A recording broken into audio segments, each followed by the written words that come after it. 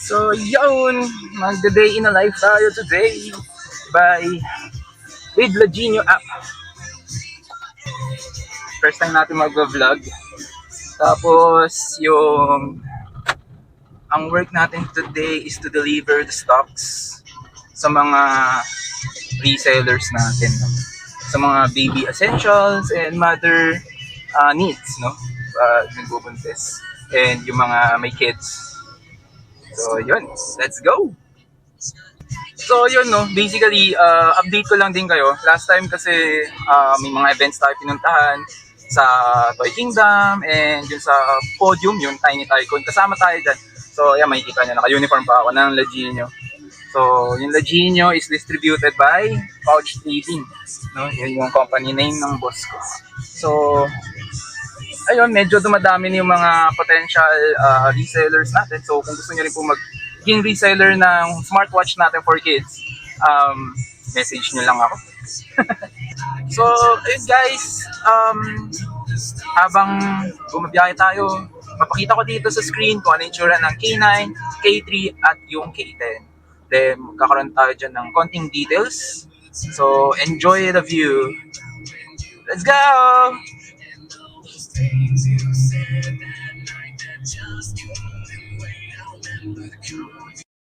So, ayun, nakuha na natin yung stocks. So, ito yung si K3. K3, may K9 and K10. Yan, para dun sa isang pupuntahan natin. Then, ito yung latest. K9. Laginio K9. Ayan, so, let's go. Malilate na tayo sa schedule natin. Bye! Pag pupunta po kayo sa Thinking Toys, yun, kasi yung isa naming ka-collab regarding sa smartwatch. So, pagdating nyo po dito sa Domingo, kung galing kayong Santa Mesa, SM Santa Mesa, diretso lang kayo dito papuntang Domingo. Kaliwa po tayo at kakanan tayo sa F Blooming Street. Yan, F Blooming Street, kanan tayo dito hanggang sa umabot tayo ng PR Soto. Pag yan guys, natatanaw nyo na yung Petron, ibig sabihin malapit na kayo sa PR Soto. Kasi yung street na to medyo hindi kasi siya masyado mapapansin. Maliliit nga yung mga street dito. So, ito, yung PR Soto, liliko na tayo banda dito bago mag-Petron. Okay, liliko na tayo. So, makikita nyo, kasi ito guys, si Thinking Toys, ano pa lang siya, showroom lang. Wala pa siyang physical store mismo. Pero, yun nga, pag may gusto kayong item sa kanila, pwede nyo sila makita dito sa PR Soto, yung showroom po nila. So, ayan. Wait lang lapit na tayo. May kita nyo kasi yung red na gate, bandang kanan po natin. Ayan. Ayan, no? Ayan, no? Kasi one way lang tong road na to eh. Ito na. Ito, nakikita nyo to. 28 PR Soto. So, yan po yung Thinking Toys na showroom. Okay guys, baba na tayo. So, ayun, bibigyan natin si Thinking Toys ng K10 and yung mga sample. Ito yung K10 and K9. So, ito yung sa Thinking Toys. More likely, mga binibenta nila is mga wooden materials. Then, for age 5, 7, and 8 and above. So, ayan, makikita nyo sobrang detail and quality ng mga items. So, yun yung brand nila, Thinking Toys. Ayan, ito yung showroom. Makikita nyo. Ayan, may mga study table din sila. So, quick tour. No, para pag pumunta kayo sa showroom nila, ayan, hindi kayo maligaw at alam nyo rin kung ano yung makikita nyo sa showroom nila. So, ayan.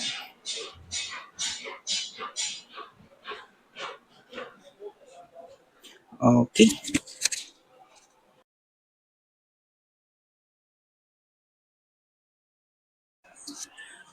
So, ito naman yung working station nila. Pag nag-purchase po kayo sa kanila ng mga items, dito naman nila ina-assemble. So, if ever na kayo na yung mag-assemble, naka-box naman siya. So, pwede nyo siya dito ipa-pre-assemble if kung ayaw nyo na mamahassle. So, yun lang guys. Thanks.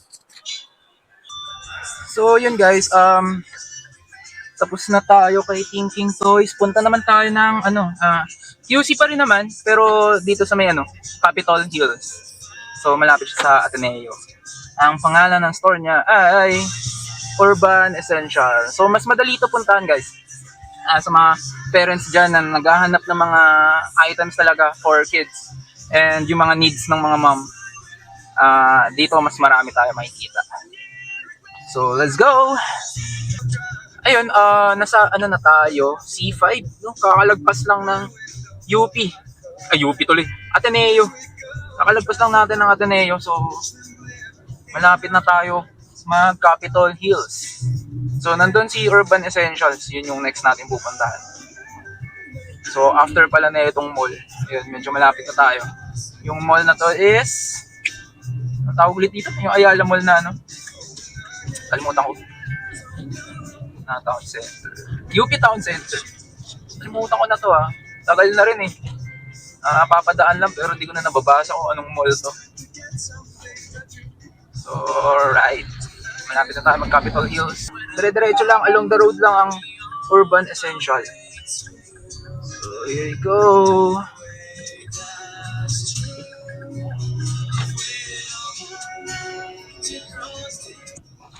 Yan, dito siya sa may Celebrity Place. Yun pala yung katabi ni Urban Essential. Tapos makikita mo na yung logo ni Urban Essential. Ayan, nasa bandang kaliwa siya. At after ng video, ayan lang pala yung pwesto niya, guys. So let's go. Sa kaliwang side lang siya, guys. Sana may parking. Merong parking. Okay.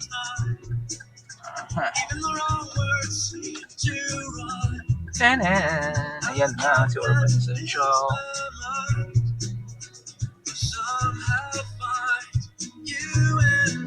Okay.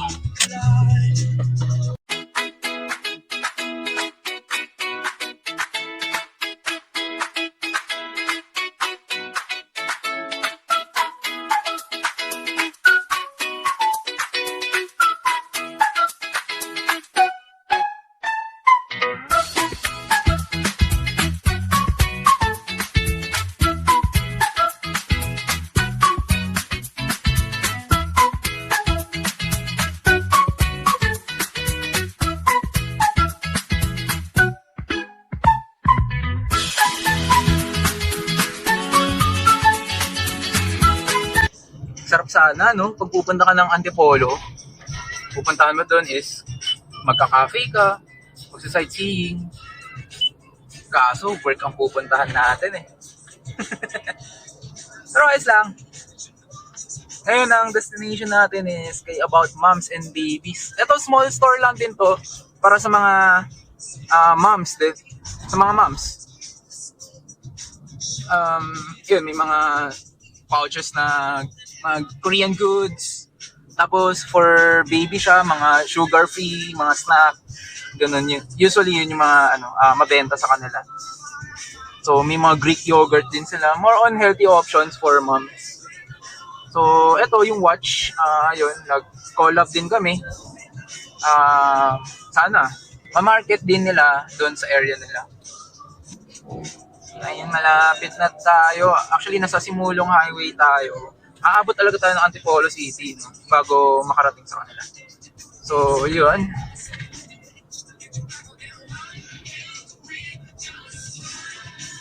Madali lang naman puntahan yung area nila. Pero parang may isang certain na street doon, medyo masikip lang din. So, ituturo natin. Ituturo ko sa inyo mamaya. Okay. Medyo malapit-lapit na tayong kumaliwa ulit dito sa C. Lawis Extension. Medyo traffic lang, no? Ito yung yung street na bago ulit mag-Petron. Yun, kakaliwa ulit tayo dun.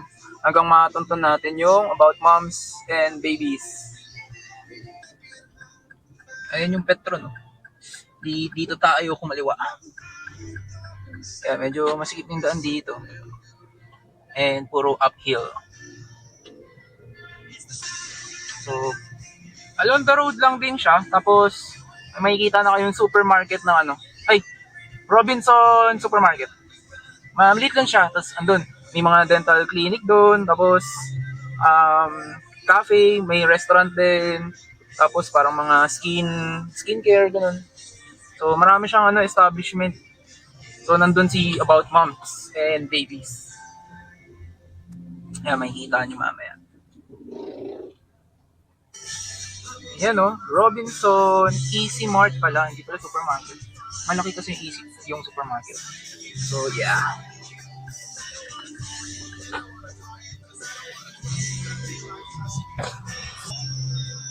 Wow. Daming sasakyan. So ayun marami Mestica? Jamedica. Tapos may Beanspot, Amore, Wild Reeds, tapos Pet Fusion, ang dami. Tapos may laundry shop din dito. Tapos ito yung nasa dulo. Sige, bibidyo natin yan, yung About Moms and Baby. Okay, parking lang muna tayo guys.